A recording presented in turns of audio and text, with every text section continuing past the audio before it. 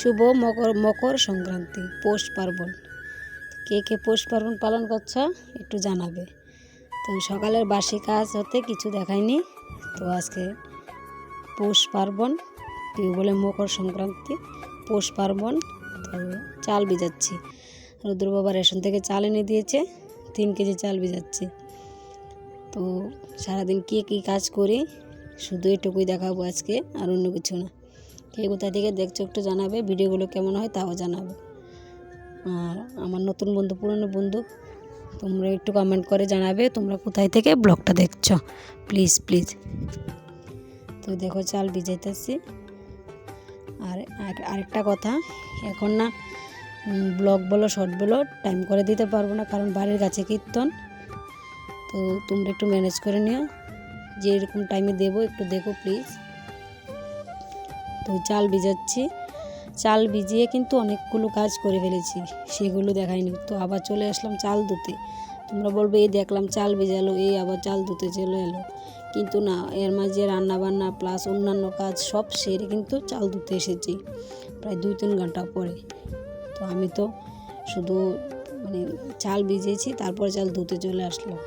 তো চালগুলো ধুয়ে না 2 দিনের মধ্যে রেখে দেবো। তো চালগুলো মিশিংয়ে চুরানো হবে, আমাদের বাড়ির কাছে মিশিং আছে, সেই জন্য ব্লগটা না টাইম করে দিতে পারিনি। ব্লগটা দেওয়ার কথা ছিল মঙ্গলবারে, তো ব্লগটা দিচ্ছি শুক্রবারে, কারণ পৌষ সংক্রান্তি উপলক্ষে চারিদিকে বক্স মিশিং বাজছে, সেই জন্য ভিডিও এডিট করতে পারিনি, তাই জন্য।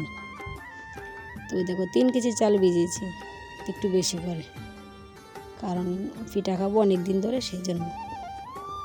তারপর চাল টাল ভিজিয়ে তো উঠানটা গোবর দিয়ে লেপতে আসলাম। এখন বাজে দুপুর 1টা। তো 1 বল জলের মধ্যে গোবরগুলো ভালো করে গুলা লেতেছি। আজকে 3 দিন ধরে গোবর জমাইতেছি জানো, শুধু উঠানটা লেবার জন্য। আর আমাদের উঠানটা অনেক বড়, তোমরা তো দেখোই অন্যান্য ব্লগের মধ্যে। তো উঠানটা ভালো করে লেপা নেমু। আজকে প্রচণ্ড রোদ্দুর উঠেছে আমাদের এখানে, কত বড় উঠান আমাদের, সবটা উঠান লেপবো আজকে।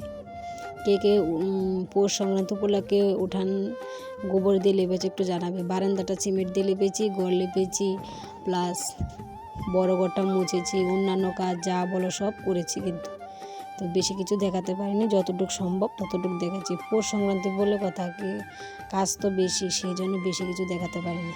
তা আমার লেপাটা কেমন হয় গোবর দিয়ে না উঠানটা লেপলে বেশ ভালো হয়, দেখতেও সুন্দর হয়, তাই না? তো দেখো গোবর দিয়ে উঠানটা লেপা লেতাছি।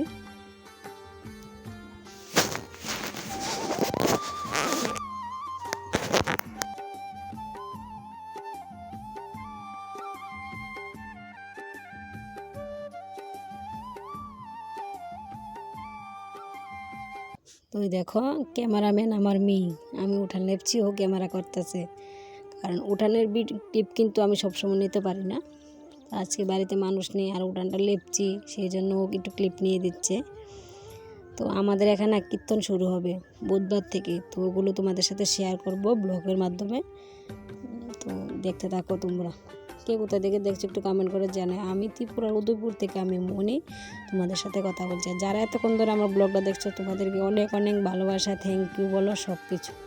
তো আমার কথাগুলো হয়তো ভালোভাবে বলতে পারি না, কারণ তেমনভাবে আমি এক্সপার্ট না, নতুন তো, সেই জন্য।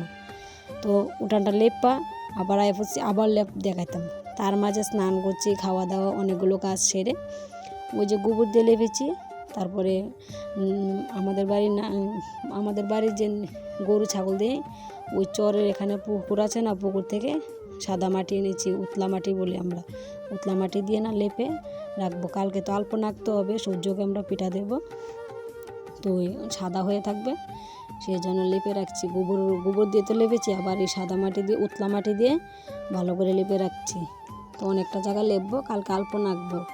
তো যেমন পারি তেমনভাবে একটু আলপনা আঁকবো, সূর্যকে আমরা পিঠা দিই সকালবেলা, ঘুম থেকে উঠে স্নান করে সূর্যকে পিঠা দিই। দেখো আমি উঠানটা ভালো করে লেপে লেতেছি। আর ওখানের ক্যামেরাম্যান আমার ছেলে, ক্যামেরাটার কী তা করতেছে দেখছো নি, হ্যাঁ একটু সুন্দর হইতেছে না।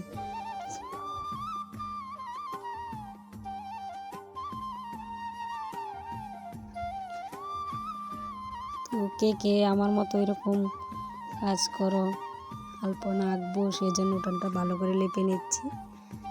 তো এই ব্লগটা হলো সোমবারের ভিডিও, স্ক্রিপ্টগুলো নিয়েছি সোমবারে, এডিট করেছি মঙ্গলবারে, দেবো বুধবারে, একটু দেরি হয়ে গেছে। তারপরে না বিকাল বাজে 4টা। তো আমরা আমাদের বাড়ির পাশে চাল গুঁড়ো করার মেশিন আছে, ওই বাড়িতে নিয়ে যাচ্ছি। দেখো আমার পেছনে আমার ছেলে, ও টায়ার নিয়ে খেলা করছে, আমি বালতির মধ্যে চালগুলো নিয়ে যেতেছি, ওদের বাড়িতে দিয়ে আসবো। ওদের বাড়িতে দিয়ে আইছি। তো এখন বাজে সন্ধ্যা 7টা। তো রুদ্র বাবা মাংস এনেছে, বাসমতি চাল এনেছে, কাঁচামরিচ, রসুন, আলু, পাঁপড় এনেছে। তো বাসমতি চাল একটু বিরিয়ানি বানাবো আর মাংস করবো, এতটুকু, আর বেশি কিছু রান্না করবো না। কে কী মাংস খেয়েছে একটু জানো। তো আমি কিন্তু ঝটপট সব কাজ দেখিয়ে দিয়েছি, কারণ কি জানো, ওই যে কাজের মধ্যে অন্য কাজগুলোকে করলাম, ওইগুলোকে দেখানো হলো না। তোমরা তো ভাববে এই দেখলাম এটা, ওই দেখলাম ওইটা। তো দেখো মাংসটা খুব সুন্দর টেস্টি হয়েছে খেতে। আর এগুলো হলো বাসমতি চাল, বাদাম দিয়েছি, এলাচি, লবঙ্গ, ওইগুলো মিলিয়ে।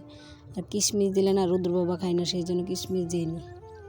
তারপরে রাত বাজে 10টা, চলে আসলাম কষা মাংস খেতে। তো দেখো কষা মাংস খেয়েছি মুড়ি দিয়ে, মুড়ি, শসা, আমরা 3 জনে 3টা হাত দেখছো, একটা আস্তা রসুন দিয়েছি, টমেটো দিয়েছি। আমার তো কষা মাংস দিয়ে মুড়ি দিয়ে খেতে না বেশ ভালো লাগে। তো ওগুলো খেয়ে তারপরে ভাত খেতে চলে আসলাম। ওই যে চালগুলো দিয়েছি ওদের বাড়ির থেকে, ওই চালগুলো না নিয়ে এসেছি, এসে তারপরে ভাত খেতে বসলাম। তখন বাজে প্রায় 10:30টার মতো। দেখো বিরিয়ানিগুলো কেমন হয়েছে। তো আজকের মতো অতটুকুই।